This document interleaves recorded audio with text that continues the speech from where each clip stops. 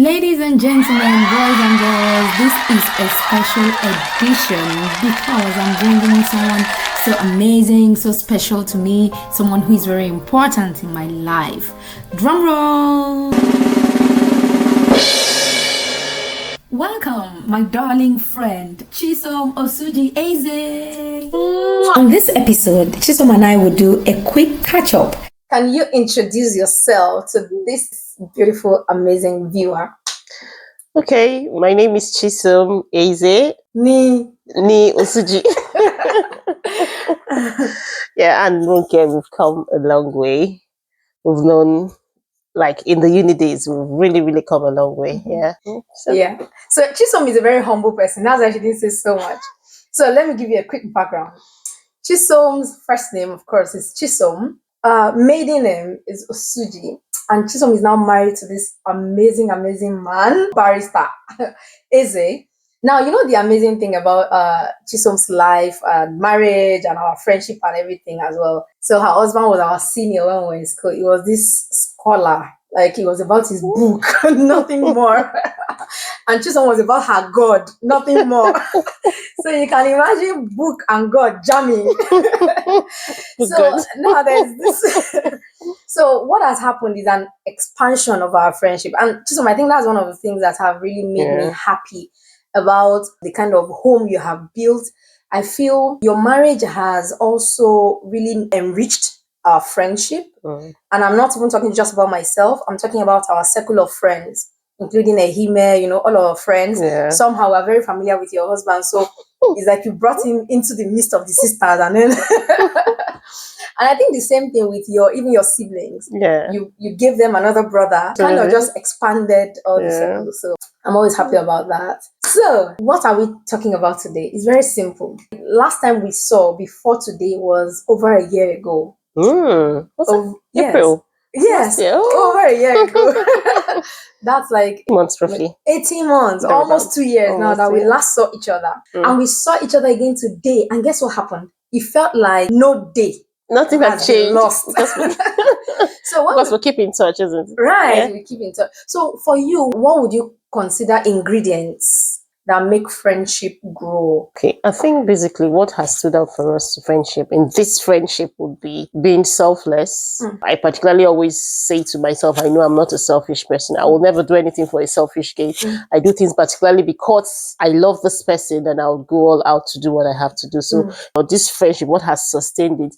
When you have the moment, when you have the time, when you're genuinely able to meet up, you catch up. But when you're not genuinely able to meet up and catch up, it's not a big deal at all. Looking out for each other. You're not in each other's space, but you're looking out for each other as it were.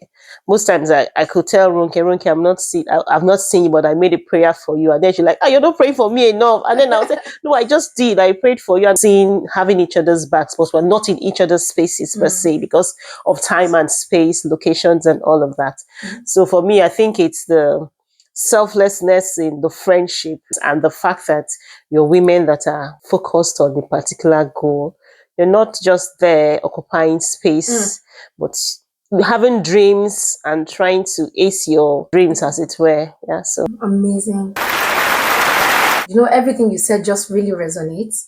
And I think another thing is being intentional about nourishing one another. Absolutely. Because I remember, guys, you all know I can stress my friends. Chisom, thank you so much. There was a time I went AWOL. My friends did not hear from me. They didn't know what was happening in my life. But Chisom reached out to our other friends. So they kind of created a community where whenever I came back, it would be easy for me to land.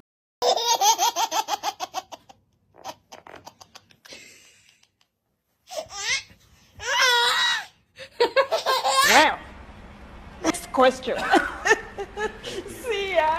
So this is the final question because we also really have other things to get to. As much I need to enjoy my friend and her presence. So my final question would be: if you were faced today with your 12-year-old self and you need to talk to her to advise her based on things you know now, what would you say to her? If I'm going to tell my 12-year-old self, there are no limitations. See it, dream it, go for it. You can do all things through Christ who strengthens you. Glory.